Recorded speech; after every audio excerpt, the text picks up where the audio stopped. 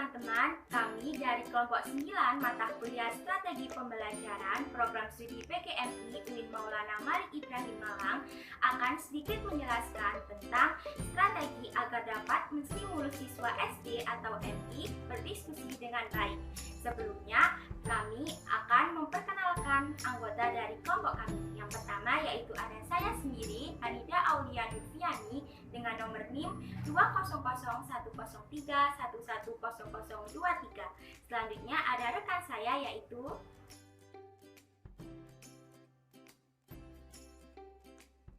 saya Ahmad Fidan Sidni dengan NIM 2001313110098.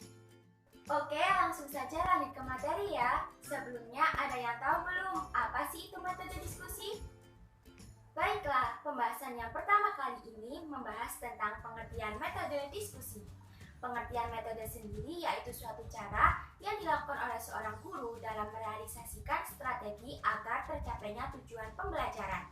Sedangkan pengertian diskusi yaitu suatu proses yang melibatkan dua orang atau lebih yang di dalamnya saling bertukar informasi ataupun pendapat agar terselesaikannya suatu permasalahan. Jadi dapat disimpulkan bahwa pengertian metode diskusi adalah suatu proses yang dilakukan oleh seorang guru agar siswanya dapat memecahkan suatu masalah dengan pendapatnya sendiri. Oke, selanjutnya yaitu ada macam-macam diskusi. Kali ini kami membagi macam-macam diskusi menjadi 7 macam. Yang pertama yaitu ada diskusi formal. Diskusi ini biasanya terjadi di lembaga-lembaga pemerintahan maupun semi-pemerintahan. Dalam diskusi ini terdapat aturan yang sangat ketat. Yang kedua yaitu diskusi informal. Dalam diskusi ini tidak ada aturan yang sangat ketat dan sifatnya tidak resmi.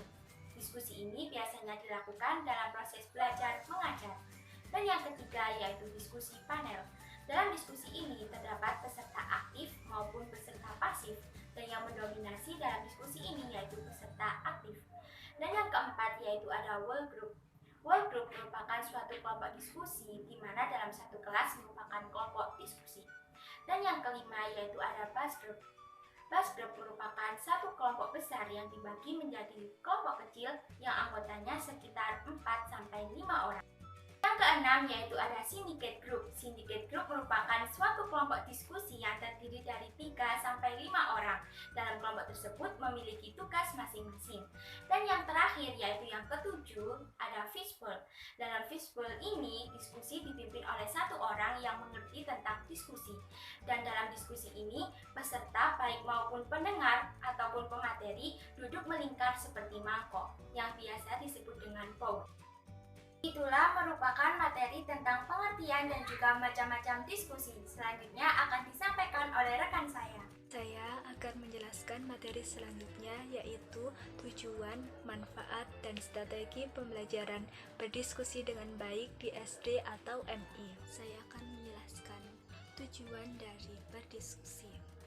Yang pertama yaitu untuk memotivasi dan memberi stimulasi kepada siswa agar berpikir secara kritis dalam mengungkapkan pendapatnya secara faktual. Yang kedua, menambah ilmu pengetahuan atau wawasan yang baru. Yang ketiga, belajar untuk beretika, berbicara di tempat umum, dan juga menghargai pendapat orang lain. Yang keempat, menciptakan rasa kepedulian dan kepekaan terhadap setiap individu. Apa sih manfaat dari berdiskusi? Yang pertama yaitu siswa tidak akan terjebak oleh pemikiran yang salah dan sempit. Dengan diskusi, siswa dapat mempertimbangkan apa saja alasan yang dikemukakan oleh orang lain. Yang kedua, timbulnya percakapan antara guru dan siswa, sehingga diharapkan hasil belajarnya menjadi lebih baik.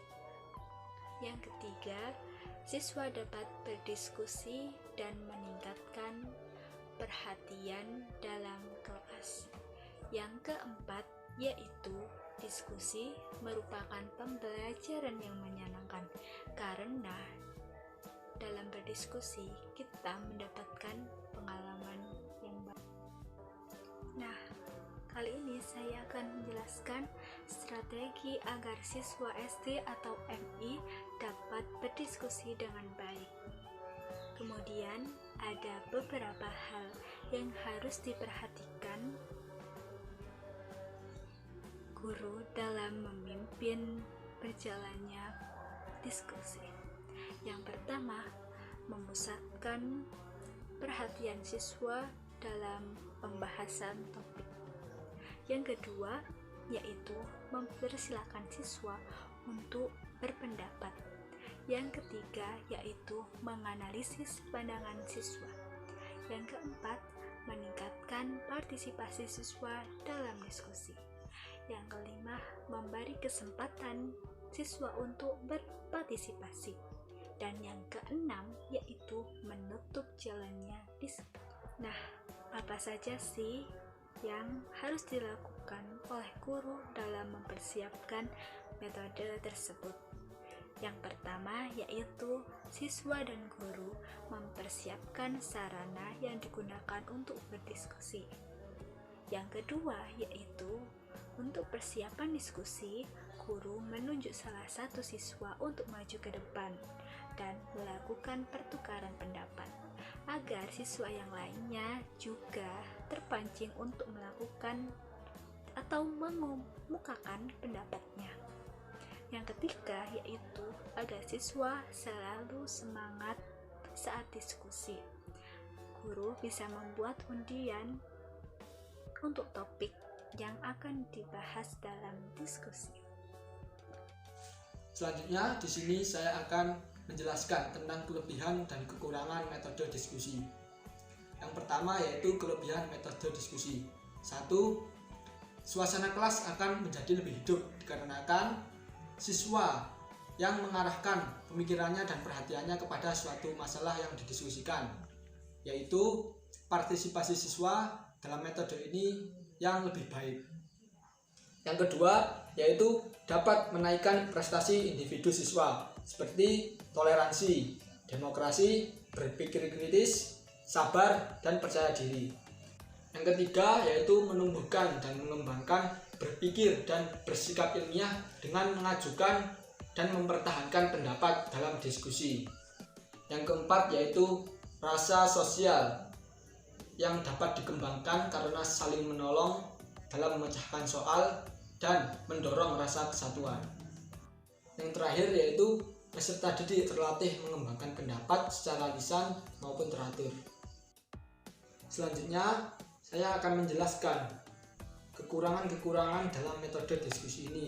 Yang pertama yaitu kemungkinan ada siswa yang tidak aktif, sehingga bagi anak-anak ini diskusi merupakan kesempatan bagi mereka melepaskan diri dari tanggung jawab. Yang kedua, yaitu jalannya diskusi dapat dikuasai atau didominasi oleh siswa yang menonjol. Yang ketiga, yaitu sulit menduga hasil diskusi yang dicapai dikarenakan waktu diskusi yang cukup panjang.